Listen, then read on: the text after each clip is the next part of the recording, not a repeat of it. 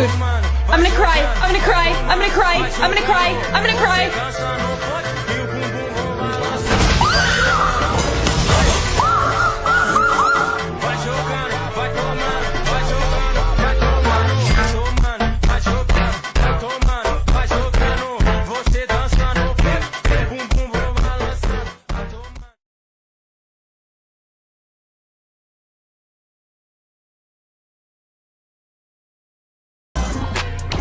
Hey, what's up? MKBHD here, and welcome to your first look and hands-on of everything Apple just unveiled today at their 2025 September event. This is iPhone 17, 17 Pro, and 17 Air. Definitely get subscribed to be among the first to see the full reviews when they come out. But this is my first impressions, and I actually found it pretty simple to synthesize my thoughts on everything they announced today. Like, there is some good tech, there's some interesting new designs, and some questionable decisions, but the funny thing is, as I go to these events and as I think about all this stuff, what usually happens is I end up typically getting some texts from friends asking what I think of the announcements, and my mental task is to summarize everything I'm thinking about into one or two easily digestible sentences or just words to understand what's new and what happened. I don't want to tell them too much information.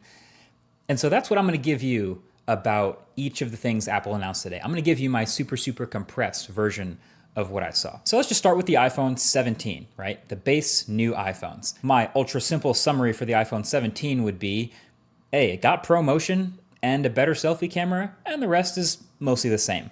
So the design is mostly unchanged other than the new colors, same screen sizes, same dimensions, same camera bump, same buttons and camera control, which they barely talked about. But there's a new A19 chip inside, which we expected. That should see some nice performance gains and efficiency bumps, roughly 20% faster CPU, which is nice. And battery life should be a few beats longer. And the display is brighter too, getting up to 3000 nits. But this is the first time we are seeing a Pro-branded feature on a non-Pro iPhone, because every new iPhone across the range now has ProMotion. And it's the same ProMotion too. It's the adaptive 1 to 120 hertz. Doesn't seem to be handicapped at all. It's funny, we always used to have that, oh, regular people don't care about 120 hertz argument, but now here it is on the new base iPhones. So, hey, sounds great to me. This makes the base iPhones much more usable, and so does the new base storage of 256 gigs. So those are welcome upgrades. But the other new thing was the selfie camera.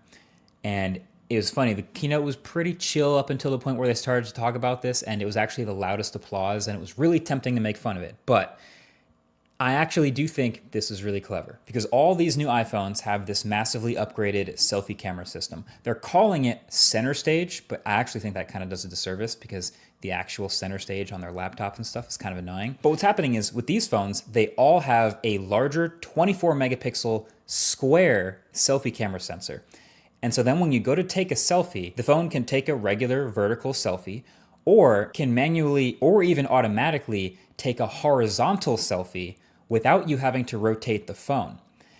And honestly, this might be genius. Like, the default for most people is obviously to take a vertical selfie now. It just fits on the phone. You're probably viewing it on the phone. But if you go to take a horizontal selfie to fit more people, suddenly the camera lens is off to the side and it's a little bit less natural looking.